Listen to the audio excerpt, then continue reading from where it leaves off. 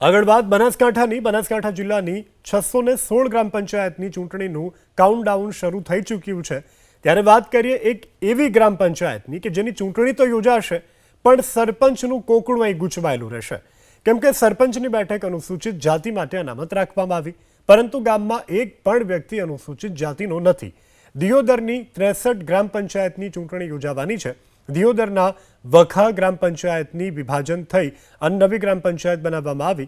અંદાજે 1200થી પણ વધુ વસ્તી ધરાવતી આ નવા ગ્રામ પંચાયતમાં 840 મતદારો મતાધિકારનો ઉપયોગ કરશે, પરંતુ નવા ગામને નવા સરપંચ માટે રાહ જોવી પડશે।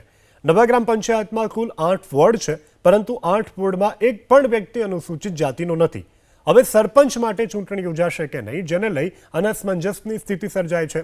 ગ્રામ પંચાયતમાં 3 વર્ષથી પણ વધુ સમય સુધી વહીવટદારનું શાસન ચાલ્યું અને હવે ચૂંટણી આવી, પરંતુ સરપંચની સીટ અનુસૂચિત જાતિ માટે અનામત હોવાથી અરજદારે ચૂંટણી પંચ સહિત વહીવટી તંત્રને રજૂઆત કરી છે અને અનુસૂચિત જાતિની અનામત સીટ રદ કરી સામાન્ય જાતિની સીટ આપવા માગણી કરવામાં આવી છે।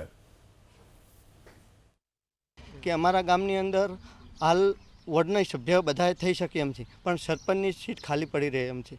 એના માટે અમારું કેવું એવું છે કે આ ગામનો વિકાસ રૂંધાય એમ છે, કારણ કે સરપંચ ન હોય તો કોઈ વિકાસ થાય એવું નથી, કારણ કે ડેપ્યુટી સરપંચ વહીવટ કરે એના માટે છે, સરકારી લાભો મળતા હોય એનાથી અમે વંચિત રહીએ છીએ। તો અમે સરકારને અને ચૂંટણી પંચને રજૂઆત કરીએ છીએ કે તાત્કાલિક ધોરણે અમારા સરપંચની સીટ જે છે એને તાત્કાલિક સુધારો કરે અને નવા ગામની અંદર તાત્કાલિક સરપંચની સીટ આપે એવી અમને વિનંતી છે।